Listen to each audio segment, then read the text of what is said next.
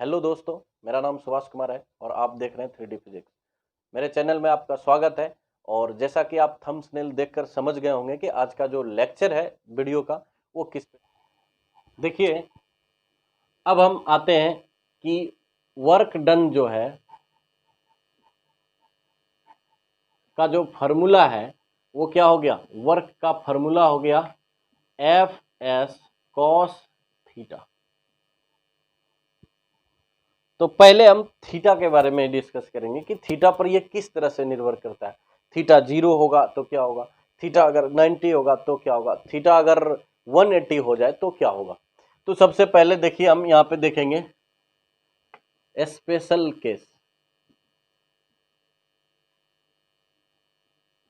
When theta is equal to 0 degree. कहने का मतलब है एक बॉडी है, इस पे कोई फोर्स लगा रहा है और डिस्प्लेसमेंट भी हॉरिजॉन्टल ही हो रहा है।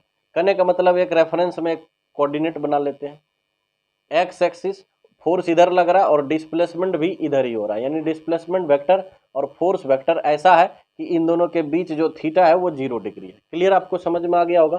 तो देखिए यहाँ पे जो डिस्प्लेसमेंट है वो ये एस है।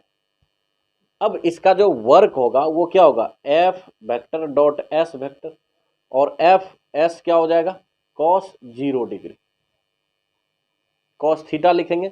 और हियर क्या लिखेंगे, यहाँ पर क्या लिखेंगे, वर्क जो है वो एफ एस कॉस क्या हो जाएगा 0 डिग्री, और कॉस 0 का जो मान होता है वो एक्चुअली में 1 होता है। तो यानी वर्क क्या हो गया एफ इंटू एस। अब आपको इसको देख के फॉर्मूला लगता होगा कि जो 9th क्लास में पढ़ता था बच्चा वो गलत फॉर्मूला नहीं था, वो दरअसल स्पेशल केस था। कब, जब फोर्स भी आप इधर लगाएं और डिस्प्लेसमेंट भी इधर हो गया, यानी दोनों के बीच का एंगल 0 हो गया। अब ये धीरे धीरे ऐसे फोर्स लगने लगे तो डिस्प्लेसमेंट आती, देखिए एंगल क्या होगा 90 हो गया, फिर धीरे धीरे ऐसे लगने लगे तो ये 180 हो जाएगा। तो मतलब फोर्स अभी फिलहाल कैसा है, डिस्प्लेसमेंट के डायरेक्शन में है, यानी कि 0 डिग्री बना रखा है। और ये केस में फोर्स बराबर वर्क डन बराबर जो फॉर्मूला आता है वो होता है F into S. Special case case 2, work का व्हेन क्या लिखेंगे, थीटा इजकल टू क्या हो जाए 90 डिग्री। अब देखिए फोर्स यहां पे ऐसा लग रहा है, ये अप्लाइड फोर्स था और बॉडी इधर ही गया, अप्लाइड फोर्स के तरफ ही गया मान लीजिए, और डिस्प्लेसमेंट इसका यहां से यहां तक था। लेकिन इस बॉडी पर सिर्फ क्या अप्लाइड ही लग रहा है। अगर हम ग्राउंड पे कोई चीज को, बॉडी को खींच रहे हैं, जैसे पलंग को खींच रहे हैं मान लीजिए, तो पलंग को जब हम खींचेंगे तो पलंग को खींचने के बाद हम इस तरह स्लाइड करते हैं, लेकिन पलंग पर सिर्फ क्या एक ही अप्लाइड फोर्स लगा। तो एक्चुअल में देखिए इसमें कितने फोर्सेस लगता है। इस पलंग को उठाते हैं, एफबीडी बनाते हैं। ये अगर मान लीजिए एक बॉडी है तो हम देखेंगे इस बॉडी को ग्रेविटी किधर खींच रहा है, नीचे की ओर। अच्छा, ग्रेविटी जब नीचे खींचेगा तो ये वाला सरफेस इस अर्थ के सरफेस पर एक फोर्स लगाएगा जिसको हम कहेंगे एफ जी। लेकिन जैसे ही ये लगाएगा तो सरफेस इसके ऊपर एक फोर्स लगाएगा, जो इस बॉडी पर फोर्स लगेगा किसके द्वारा, नीचे वाला सरफेस के द्वारा। और ये जो ऊपर फोर्स लगेगा ये सरफेस पे परपेंडिकुलर होगा, इसीलिए इसको हम कहेंगे नॉर्मल फोर्स। सिंपल एन से रिप्रेजेंट कर देते हैं फिलहाल समझने के लिए। तो देखिए यहाँ पे जो नॉर्मल फोर्स है, नॉर्मल फोर्स लग रहा है लेकिन अप्लाइड इधर लग रहा है। इसमें कितना फोर्स अभी दिख रहा है, applied, gravitational force, normal force, और ये इसी बॉडी पर लग रहा है सब। एक और फोर्स लगाएगा जो सरफेस और इसके बीच होगा, जिसको कहेंगे फ्रिक्शन फोर्स। अब देखिए इस बॉडी पर कितना फोर्सेस लग रहा था, नॉर्मल फोर्स, कितना फोर्स लग रहा था नॉर्मल, यहाँ नीचे क्या ग्रेविटेशनल, और यहाँ क्या लग रहा था फ्रिक्शन। तो ये बरकरार रहेगा, और ये बरकरार रहेगा तो फ्रिक्शन अभी भी लगेगा, ग्रेविटी लगते रहेगा, और यहाँ पे नॉर्मल फोर्स लगते रहेगा। अब अप्लाइड भी लग रहा है। अब यहाँ पे हम आते हैं कि वर्क डन किसका क्या होगा। तो देखिए हम 90 डिग्री केस अगर देखें तो डिस्प्लेसमेंट वेक्टर तो इधर है, तो डिस्प्लेसमेंट वेक्टर और एफ जी की अगर हम बात करें तो डिस्प्लेसमेंट हॉरिजॉन्टल है और एफ जी क्या है, नीचे है। तो ग्रेविटेशनल वर्क डन अगर हम देखें, work done by gravity, work done by gravitational force, मतलब गुरुत्वाकर्षण बल द्वारा किया गया कार्य।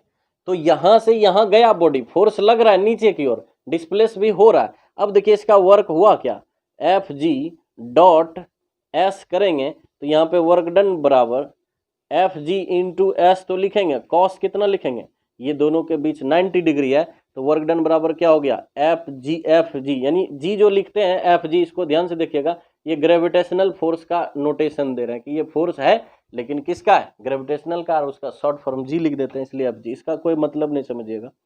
एफ एस हो गया और ये क्या हो गया गुना जीरो, क्योंकि कॉस 90 जीरो, तो यानी कि वर्क डन क्या हो गया जीरो।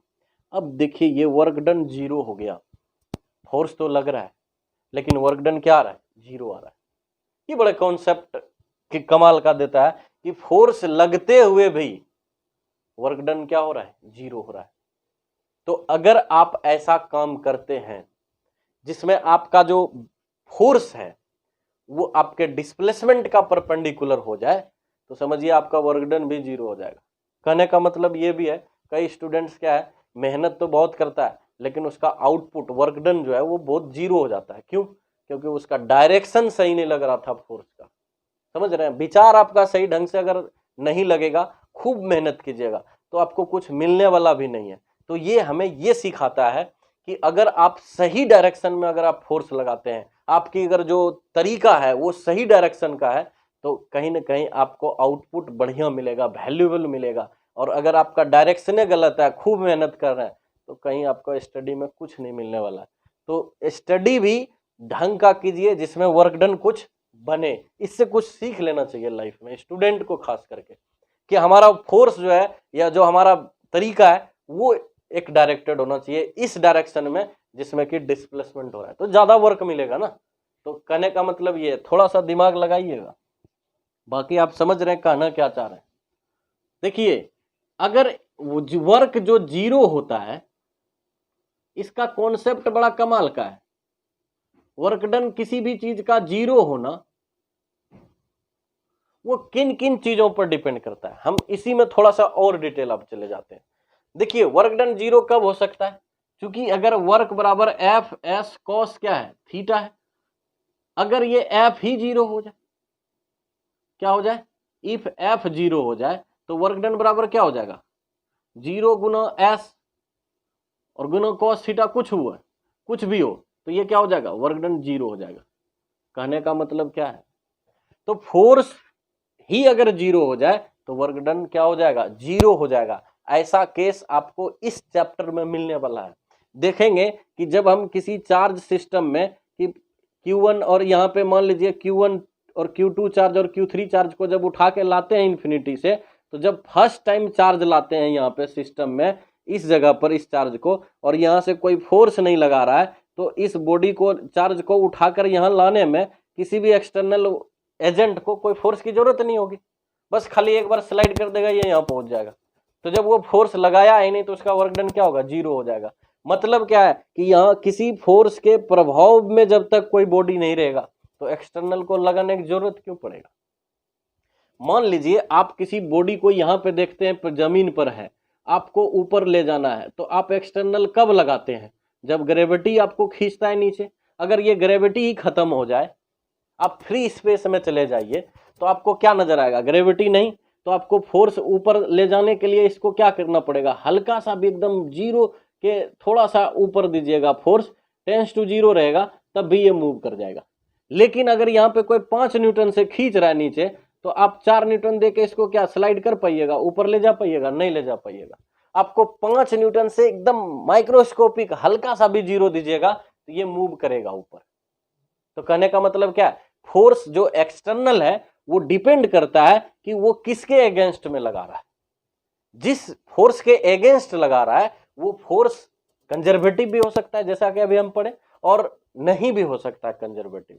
तो कंजर्वेटिव नहीं है या है, इस पे ये एक्सटर्नल फोर्स डिपेंड करता है। अगर ये फोर्स कहे कि नीचे रखे हैं 5 न्यूटन, इस दूरी पर ले जाइए, और यहाँ कंजर्वेटिव ये जो फोर्स है नीचे खींचने वाला वो 3 न्यूटन हो जाए, तो अब आपको अगर इसको ऊपर ले जाना है बिना एक्सेलरेशन कराए तो आपको नेट फोर्स जीरो रखना पड़ेगा। तो नेट फोर्स 0 रखिएगा तो आप भी 3 लगाइएगा और 3 से हल्का सा प्लस लगाइएगा, माइक्रोस्कोपिक वैल्यू जिसको हम नेग्लेक्ट कर देते हैं, तो वो जब लगाइएगा तब भी ये ऊपर जाएगा, लेकिन एक्सेलरेशन क्या रखना है 0। ये कंडीशंस यहाँ पे फुलफिल होना चाहिए, और नहीं भी रखिएगा 0 तो ऊपर जाएगा। वर्क डन तो आप कर रहे हैं लेकिन ये काइनेटिक एनर्जी में कन्वर्ट हो रहा होगा, जो कि आपका वर्क डन स्टोर नहीं कर पाइएगा अगर ये कंजर्वेटिव होगा भी तब भी। देखिए फोर्स जो एक्सटर्नल है ना, बड़ा एक गजब का चीज है कि फोर्स एक्सटर्नल की जरूरत कहाँ पड़ती है। मान लीजिए अर्थ के ऊपर में एक सरफेस पर एक बॉडी रखा है, आपको उठा के ले जाना है ऊपर, एक्सटर्नल लगाइएगा। और एक्सटर्नल लगाइएगा क्यों? क्योंकि नीचे अर्थ खींच रहा होगा, ग्रेविटी। थोड़ा जरा इमेजिनेशन कीजिए कि ये अगर फोर्स 5 न्यूटन होगा तो आपको कितना न्यूटन लगाना पड़ेगा? 5। तो अगर आप 5 लगाइएगा तो ये दोनों तो रेस्ट में रहेगा, नेट फोर्स क्या हो जाएगा इस बॉडी पर? नेट फोर्स हो जाएगा क्या? 0। तो ये बॉडी मूव करेगा? नहीं करेगा। लेकिन अगर हल्का सा आप 5 से प्लस कीजिएगा, माइक्रोस्कोपिक एकदम समझिए 5 से थोड़ा सा ज्यादा है, तो नेट फोर्स 0 नहीं होगा बल्कि 0 के लगभग करीब हो जाएगा। तो इसमें एफ नेट बराबर क्या होता है? एफ नेट बराबर होता है मास इंटू एक्सेलरेशन। तो एक्सेलरेशन भी क्या हो जाएगा? 0 हो जाएगा। हम एज्यूम कर लेते हैं कि वर्क डन ऐसा हम कर रहे हैं, फोर्स लगा रहे हैं कि नेट फोर्स लगभग 0 है, टेंस टू 0 है, या 0 ही मान लेते हैं लगभग अभी। तो 0 वर्क डन अति फोर्स, इसमें नेट फोर्स 0 है, और ये बॉडी क्या हो रहा है? यहां से यहां तक लेके गए। कहां से कहां तक लेके गए? यहां तक। और जब ये यहां पहुंचा तो बिना एक्सेलरेशन का यहाँ पहुंचा, और एक्सेलरेशन नहीं हुआ तो ये बॉडी यहाँ से तो यहाँ आया, बिना फोर्स का तो आया नहीं होगा। तो एक्सटर्नल कितना लगा रहा था? लगभग 5 से थोड़ा प्लस। तो ये जो फोर्स लगाया वो किसके विरुद्ध में लगाया? 5 न्यूटन के विरुद्ध में। अगर हम ऐसा इमेजिन करें कि यहाँ फोर्स नहीं लग रहा है, यहाँ पे फोर्स 0 लग रहा है, मतलब फ्री स्पेस का, तो यहाँ फोर्स 5 न्यूटन लगाने की जरूरत है। अगर आप 5 लगाइएगा तो बॉडी एक्सेलरेट करेगा, और जब एक्सेलरेट करता है बॉडी तो उसका काइनेटिक एनर्जी बदलाव आता है। क्योंकि हम पढ़ते हैं work done kinetic energy theorem में पढ़े थे कि कब final kinetic energy minus initial kinetic energy, मतलब change in kinetic energy work done हो जाता है। तो यहाँ पे तो काइनेटिक एनर्जी में बदलाव हो गया। हम ऐसा केस अगर जब ला देंगे तो जो वर्क डन यहाँ से यहाँ तक ले जाने में किया 10 जूल, तो ये 10 जूल स्टोर नहीं होगा। वर्क डन एक्सटर्नल 10 जूल नहीं स्टोर हो पाएगा। तो मतलब वर्क डन हम ऐसा करते हैं जिसमें एक्सेलरेशन क्या होता है? 0 होता है लगभग। तो 0 क्यों ट्रीट करते हैं? ये बात आपको बहुत सारे बच्चे को दिमाग से बाउंस हो गया होगा।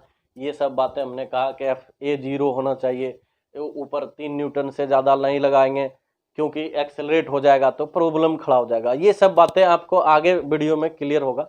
फिलहाल अभी हमने आपके क्वेश्चन दिमाग में डाला है कि एक्सेलरेशन 0 क्यों करते हैं जब हम पोटेंशियल एनर्जी की बात करते हैं, कि यही वर्क डन स्टोर होगा पोटेंशियल में, बस आपको क्या रखना है? एक्सेलरेशन 0 रखना है। ऐसा क्यों कॉन्सेप्ट लगाते हैं ये आप सोचिएगा और इसके जानकारी खोजिएगा कि ऐसा क्यों करते हैं, तब ना आपके दिमाग में सर्च चलेगा, ये सब बातें चलेगा, एनालिसिस कीजिएगा। हो सकता है आप अपने दिमाग से बहुत सारी चीज़ें निकाल लें, इस वजह से होता हो, तो वो वजह आप ढूंढिएगा। हमारा काम था आपके दिमाग में एक क्वेश्चन डालना ताकि आप उसके लिए थोड़ा सा एनालिसिस कीजिए, दिमाग यूज कीजिए। देखिए यहाँ पे हमने देखा कि फोर्स जो है अगर नहीं लगता है तो वर्क डन क्या हो जाएगा? 0 हो जाएगा। अगर इसमें फोर्स लगे,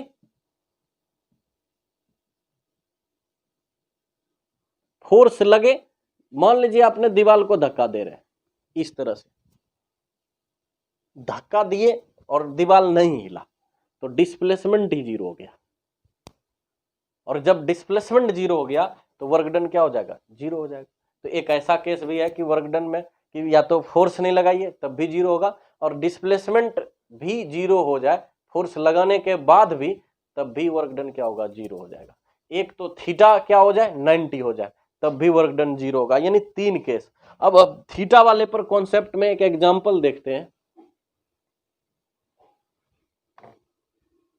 देखिए एक आदमी है, कुछ क्वेश्चन दिमाग में आता है कि एक आदमी है, इसको डंबल को उठाया,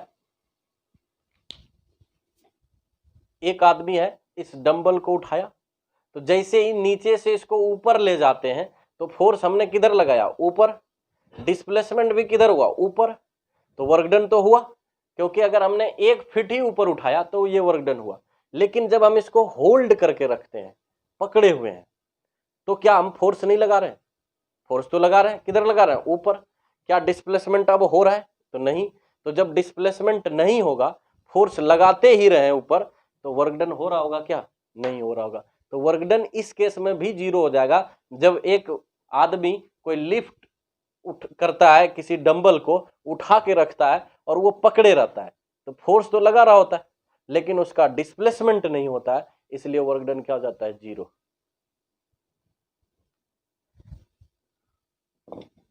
तो देखिए यहां पे भी वर्क डन क्या हो जाएगा? 0। अब एक केस और आता है कि बहुत बार बच्चे के मन में आता है कि कूली वर्क डन क्या करता है? 0। कहां पे 0 करता है? वो बहुत जानना जरूरी है। हमेशा कूली का वर्क डन 0 नहीं होता है।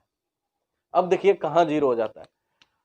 मान लीजिए एक कूली ने एक लोड को उठाया, तो ऊपर जब उठाया कूली ने, तो इसका डिस्प्लेसमेंट ऊपर हुआ। आदमी का हाइट 5 फीट, तो 5 फीट ये ऊपर ले गया और सर पे लोड कर लिया और ये आदमी चलना शुरू कर दिया। जब ये आदमी चलना शुरू किया तो आदमी किधर फोर्स लगाया? क्योंकि लोड ऊपर है, सर पे है, तो लोड नीचे ना गिर जाए, फोर्स किधर लगाना पड़ेगा आदमी को? ऊपर लगाया। तो जब ये फोर्स ऊपर लगाया एक्सटर्नल, और ये बढ़ने किधर लगा? आगे। तो जब डिस्प्लेसमेंट क्या हो गया इसका? एस। तो देखिए यहाँ पे फोर्स एक्सटर्नल और डिस्प्लेसमेंट और कॉस कितना हो गया? 90 डिग्री। तो इस आदमी का कूली का जो वर्क डन हो गया वो एक्सटर्नल क्या हो गया? 0। यानी कूली वर्क डन नहीं किया।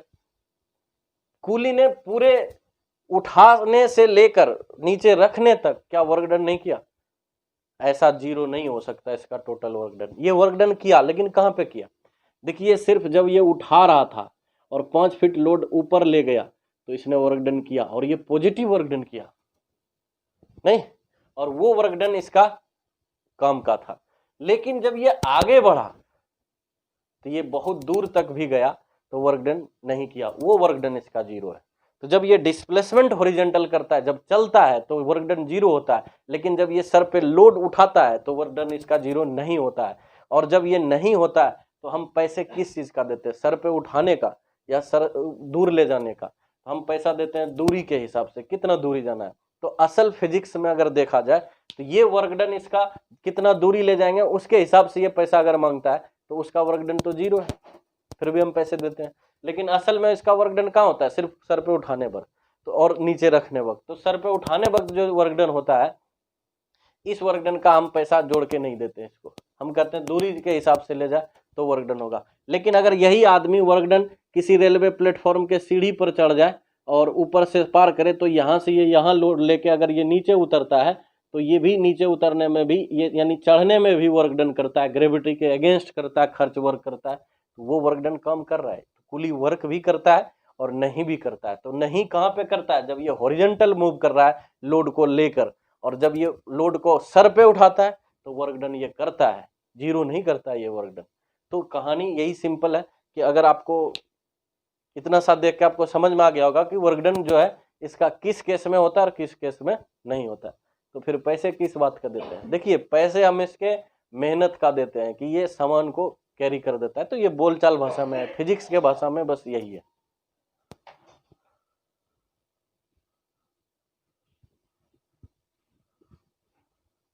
अब आता है कि अगर कोई बॉडी घूम रहा है किस पे? सर्कुलर पाथ पे, तो इसमें एक फोर्स लगता है जो धागा लगाता है। किसी भी बॉडी को आप घुमा रहे हैं ऐसे ऐसे करके धागा में बांध के, तो ये धागा में बांधते हैं तो ऐसे ऐसे चक्कर मारता है, पत्थर को बांध के घुमाते हैं। तो ये पत्थर जब घूमता है धागा में, हॉरिजॉन्टली घूम रहा है, इस तरह से ये घूम रहा है और आदमी ऐसे खड़ा है हाथ से लेके घुमा रहा है, तो ये जो धागा है, धागा टाइट हो जाता है, इसमें टेंशन फोर्स पैदा होता है और एक फोर्स अंदर की ओर पैदा होता है सेंटर की ओर, जिसको कहते हैं सेंट्रीपिटल फोर्स। तो सेंट्रीपिटल फोर्स जो है उस वो लगता किधर है? तो ये वेलोसिटी होता है टेंजेंट की ओर। डिस्प्लेसमेंट भी किधर होता है? छोटा छोटा टेंजेंट की ओर। तो देखिए टेंजेंट की ओर जब होगा तो टेंजेंट और ये रेडियस की ओर होगा। तो टेंजेंट और रेडियस में जो रिलेशंस है वो एक्चुअली क्या है? टेंजेंट किसको कहते हैं? जब एक पॉइंट सर्कल के टच करके जाए सरकमफ्रेंस को, और वो रेडियस से 90 डिग्री होता है। तो डिस्प्लेसमेंट और किसके बीच? फोर्स के बीच कितना एंगल हो गया 90 डिग्री, तो इसका भी वर्क डन क्या हो जाएगा 0। तो यानी कि work done by centripetal force क्या हो जाएगा 0। तो ये भी वर्क डन 0 शो करता है। तो क्लियर हो गया आपको कि वर्क डन सेंट्रीपिटल फोर्स का किसी सर्कुलर पाथ के लिए वो वर्क डन 0 हो जाएगा। वर्क डन कुली उठा के लोड को आगे बढ़ रहा है तो वर्क डन 0 हो जाएगा।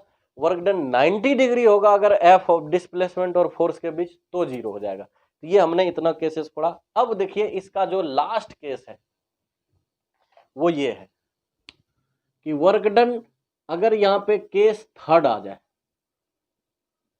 इफ थीटा हो जाए 180 डिग्री, तब क्या हो जाएगा।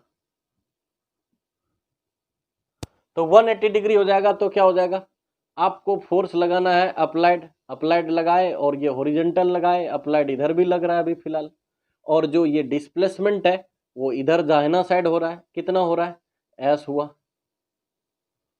और फ्रिक्शन फोर्स किधर लग रहा है पीछे, ग्रेविटेशनल नीचे, नॉर्मल फोर्स ऊपर। तो अगर आपको पूछे कि work done by normal force क्या हो जाएगा, नॉर्मल फोर्स, तो नॉर्मल फोर्स भी क्या होता है, work done by normal force क्या होगा एन इंटू एस, एन ही ले लेते हैं, और कॉस कितना 90, तो ये भी वर्क डन क्या देगा 0।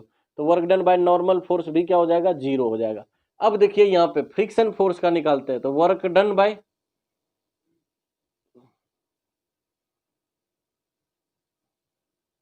यानी घर्षण बल का जो कार्य होगा वो क्या होगा, work done by friction force F into S, और कॉस कितना 180 डिग्री।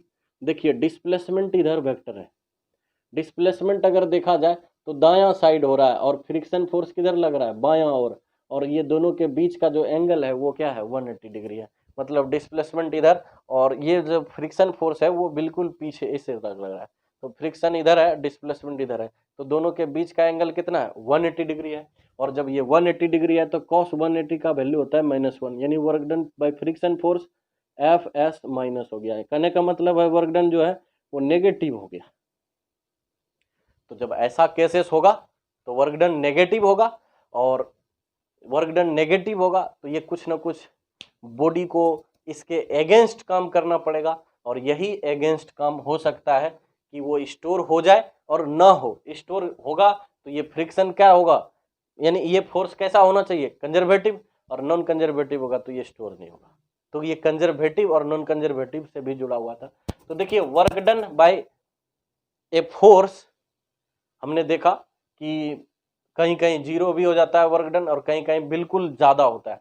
अब सवाल है कि जो दिमाग वाला आदमी होगा वो कौन सा एंगल रखेगा फोर्स का डिस्प्लेसमेंट के साथ कि वो ज्यादा वर्क ले। तो देखिए लॉजिकल क्या होगा, एक आदमी एक पलंग को खींच रहा है,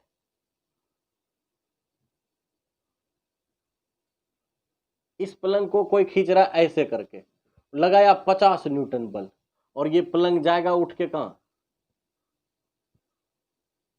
इस तरह से आगे। अब कोई आदमी बजरंग बली तो नहीं है कि ये इधर लगाएगा तो ऊपर उठा लेगा, पलंग जिस तरफ से खींचेगा उधर तो उठेगा नहीं।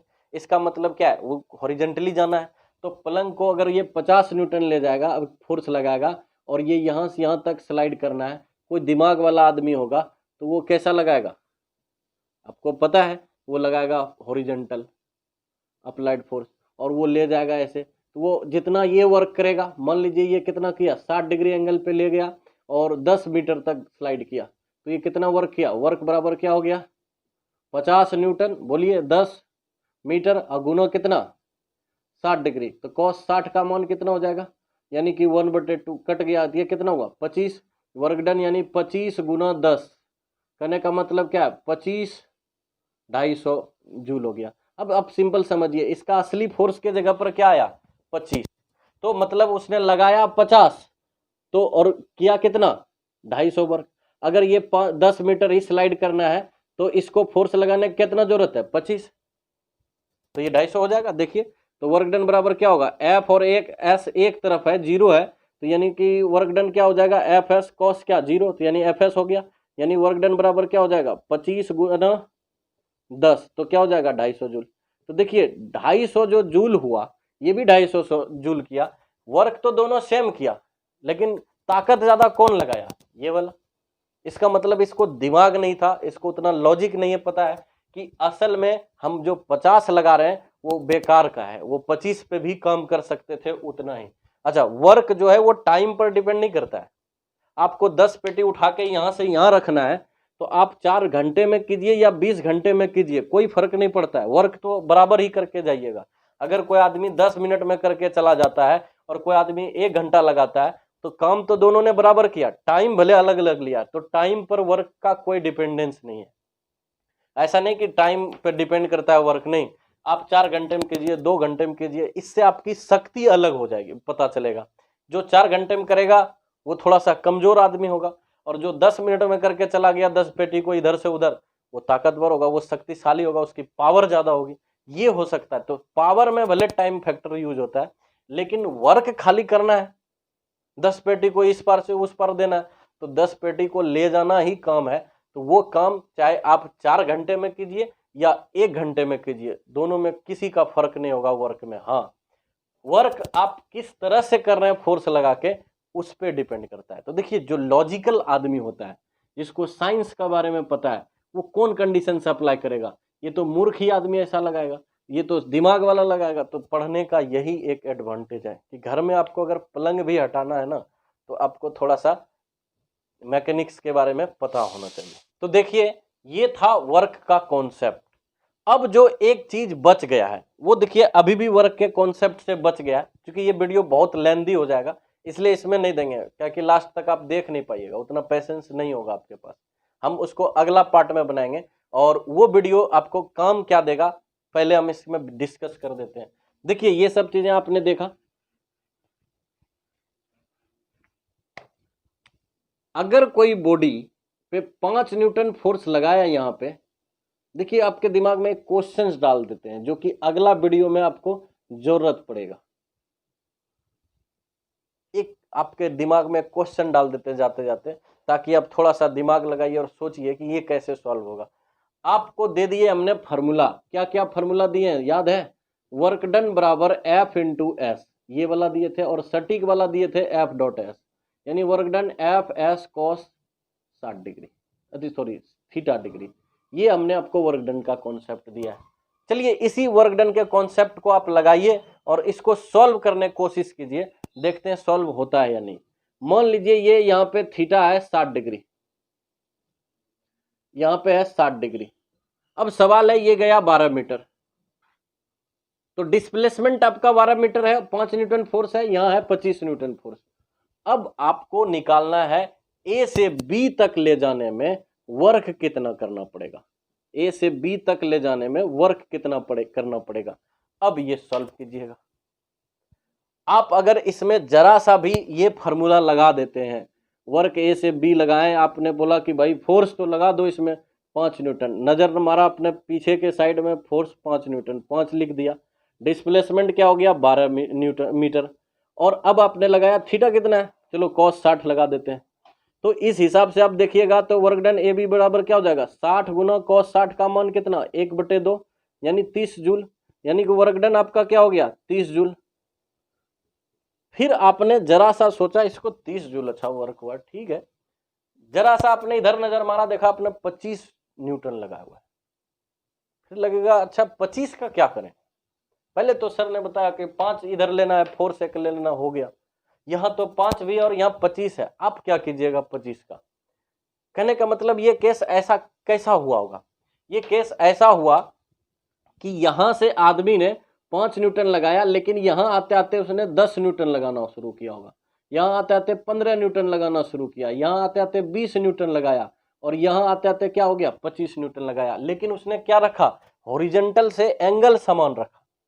अब देखिए ये कब होता है, आदमी को जब गुस्सा चढ़ जाता है, जब मतलब दिमाग गर्म होता है, तो क्या होता है कि आप जिम में जाते हैं, एक स्प्रिंग को लेते हैं, ये देखिए ये वर्क डन कहाँ पे होता है, आपने इसे स्टार्ट किया, यहाँ पे लगाया 5 न्यूटन, और अचानक आपने इसे खचा इस तरह खींच दिया, तो जैसे ही ज्यादा आपने लगाया ये क्या हुआ, और दूरी बढ़ा, और अगर ताकत लगाइएगा, अभी जैसे यहाँ पे देखिए ये केस कैसा है कि एक आदमी ने क्या किया, पहले लगाया कितना 5 न्यूटन, फिर इसने लगाया 10 न्यूटन, फिर लगाया 15 और ये इस तरह से 25 लगा दिया। तो मतलब क्या, इसने हर दूरी पर थोड़ा थोड़ा डिस्टेंस गैप होने पर ये क्या कर रहा है, फोर्स को बढ़ा रहा है। यानी कि ये किसी न किसी ऐसे फोर्स के अंडर काम कर रहा है जिसमें क्या हो रहा है, फोर्स बार बार बदल रहा है। स्प्रिंग में भी ऐसा ही केस होता है। स्प्रिंग में अगर आप 5 न्यूटन लगा छोड़िएगा तो रुक जाइएगा, और अगर और नहीं फोर्स बढ़ाइएगा तो आगे ये बढ़ने नहीं देगा। तो आप 10 लगाइएगा तब दूर जाइएगा, और 10 लगाइएगा तब और दूर जाइएगा। कहने का मतलब क्या है कि जैसे जैसे आप फोर्स बढ़ाइएगा इसका दूरी भी बढ़ेगा। तो कहने का सेंस यही है कि ये जो वर्क डन है ये वेरिएबल फोर्स के अंदर हुआ। ये फोर्स ही कैसा हो गया, वेरिएबल हो गया। अब वेरिएबल फोर्स में आप कौन सा फोर्स लीजिएगा, इस जगह तो हर जगह का फोर्स अलग अलग होगा, तो आप वर्क डन निकालिएगा कैसे। तो ये फार्मूला लगाते हैं तो ये नहीं काम करेगा। बस इसको हर जगह का फोर्स जो है डिस्प्लेसमेंट छोटा छोटा ले लेके उसका वर्क निकालते हैं, और जब ये हर जगह का फोर्स का डिस्प्लेसमेंट के साथ वर्क निकल जाता है तो सभी वर्क को छोटा छोटा वर्क को जोड़ देते हैं, और तब हम बताते हैं कि भाई यहां से यहां तक जाने का ये फोर्स वर्क डन हुआ है। तो कहने का मतलब क्या है, यहीं से शुरुआत होता है concept work done variable force का, और उसी के साथ जुड़ता है इंटीग्रेशन। तो वेरिएबल फोर्स एसोसिएट होगा कहां, जैसे ही आप इस चैप्टर में आगे बढ़िएगा वो चार्ज के कॉन्सेप्ट से जुड़ा हुआ होगा। अब देखिए चार्ज का कॉन्सेप्ट भी इसमें कैसा है। एक चार्ज यहाँ पे Q है, एक चार्ज यहाँ पे Q रखिएगा तो ये दूरी काम आएगा। तो एक दूरी यहाँ पे जैसे इस जगह पे फोर्स लगाइएगा निकालिएगा तो ये F क्या होगा, KQ/r²। यही होता है कूलम्ब्स लॉ का फोर्स। लेकिन अगर ये बॉडी यहाँ चला जाए तो ये तो डिस्टेंस r1 हो जाएगा, और तो यहाँ पे जो फोर्स लगेगा वो F1 लगेगा, और यही चीज अगर थोड़ा और दूरी चला जाए तो F2 फोर्स लगेगा, क्योंकि इसकी दूरी क्या हो जाएगी, R2 हो जाएगी। हाँ, लेकिन ऊपर का चीज नहीं बदलेगा। ध्यान से देखिएगा, Q चाहे यहां भी रहे या यहां रहे, दोनों का वैल्यू क्या होगा, दोनों के केस में सेम रहेगा। तो ऊपर का कॉन्सेप्ट नहीं बदलेगा, बदलेगा कौन सा, 1/r²। r वेरिएबल है, तो जैसे जैसे आप अगर किसी इलेक्ट्रिक फोर्स के अंडर में किसी चार्ज को मूव कराते हैं एक पॉइंट से दूसरे पॉइंट, तो उसमें जो फोर्स है वो फोर्स वेरिएबल होता है। और ये फोर्स जब वेरिएबल होगा तो हो सकता है यहाँ पे 20 न्यूटन लगता हो और यहाँ पे 10 न्यूटन लगता हो, तो बीच में 12 न्यूटन भी तो होगा और 18 न्यूटन भी तो होगा। तो हर जगह पर जो डिस्प्लेसमेंट होगा छोटा छोटा, उस जगह पर फोर्स भी बदलेगा। और जब ये फोर्स बदलेगा तो आपको ये फार्मूला से डायरेक्ट नहीं निकाल सकते हैं। यानी कि कहने का मतलब ये फार्मूला कब वैलिड होगा, जब फोर्स कांस्टेंट हो जाएगा, डिस्प्लेसमेंट इसका फोर्स कांस्टेंट होगा तो ही ये लगा सकते हैं। अगर फोर्स वेरिएबल हो गया तब आपको इंटीग्रेशन का सहारा लेना पड़ेगा, वो छोटे छोटे डिस्प्लेसमेंट पे वर्क निकालना पड़ेगा जिसमें कि हर जगह का फोर्सेस अलग अलग होगा। तो वहीं पे डिस्प्लेसमेंट का कॉन्सेप्ट आएगा, और तब आपको समझ में आएगा वर्क डन जो है वो F.S तो है, डॉट प्रोडक्ट तो रहता है, लेकिन ये इंटीग्रेशन इन्वॉल्व हो जाता है। फिर इसमें एक लिमिट का भी इसमें यूज हो जाने लगता है। और जब वो समझिएगा तब आप पोटेंशियल एनर्जी को अच्छे तरीके से समझ सकते हैं। और जो बच्चा पोटेंशियल एनर्जी समझ जाएगा वो समझिए पोटेंशियल को समझ जाएगा, पोटेंशियल डिफरेंस को समझ जाएगा, और उसी के बाद कैपेसिटर कैपेसिटेंस का कॉन्सेप्ट है। तो यानी पूरा चैप्टर जो है वो इसी चीज पर डिपेंड करता है। पढ़ना अलग चीज है, आप इसको खाली लिख के यहाँ से शुरू कर देंगे तो आपको कोई दिक्कत नहीं होगा, लगेगा फार्मूला लगाए निकाल लिए, फार्मूला लगाए निकाल भी लिए, लेकिन आप उस चीजों को समझ नहीं पाइएगा कि ये चीजें ऐसा करते क्यों है। ये चीजें ही सीखना कहलाता है। पढ़ना तो वही है कि आप किताब को पलटिए, पेज बाय पेज पढ़ते, रीडिंग मारिए, पढ़ना हो गया। पढ़ना घर में भी हो सकता है, लेकिन कोचिंग या इंस्टीट्यूट में बच्चा सीखने के लिए आता है, पढ़ने के लिए व्यू से आता है, तो वो सिर्फ पढ़ के जाता है और उसका कुछ नहीं हो सकता है।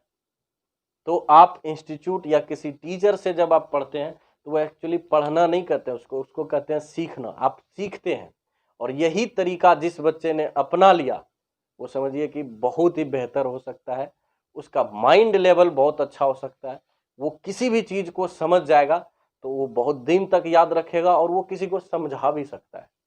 और नहीं तो आप ऐसे बच्चे को पूछिएगा कि इसके बारे में बताओ तो वो कहेगा हाँ ऐसा था, उतार लिए, क्योंकि वो आपको समझा नहीं सकता। क्वेश्चन कर दीजिएगा ये कहाँ से, दिमाग नोचना शुरू कर देगा। तो ये चीजें होती है असल पढ़ाई, और इसको ही कहते हैं सीखना और सिखाना, ना कि ये पढ़ाना होता है। तो चलिए आपको समझ में आ गया होगा कि जो वर्क का कॉन्सेप्ट है वो किस तरह से था, कई कई एंगल पर डिपेंड करता था। फिर हमने ये भी सोचा कि कौन सा एंगल हम यूज करें जो कि भाई हमारे लिए फायदेमंद है, कम फोर्स लगाएं, वर्क वही हो। मूर्ख आदमी ज्यादा फोर्स लगा के ताकत भी ज्यादा लगाता है और वर्क कम करता है। इससे आपको लाइफ में सीखना चाहिए कुछ, कि हम फोर्स का डायरेक्शन अगर सही रखते हैं तो हमारा जो वर्क होगा वो कम मेहनत में भी अच्छा होगा। यही चीज इससे सीख लीजिए। और चलिए आज का जो लेक्चर है वो यहीं पे खत्म होता है। अगले लेक्चर में इसी को आगे बढ़ाएंगे, और फिर जब ये खत्म हो जाएगा तब पोटेंशियल एनर्जी का कॉन्सेप्ट देंगे, जो कि आपको लगेगा कि हाँ कुछ हमने सीखा है। अगर आपको मेरा वीडियो अच्छा लगा तो आप इसको लाइक कीजिए और सब्सक्राइब कीजिए और बाकी दोस्त को भी दिखाइए। चलिए धन्यवाद, हंसते रहिए, मुस्कुराते रहिए।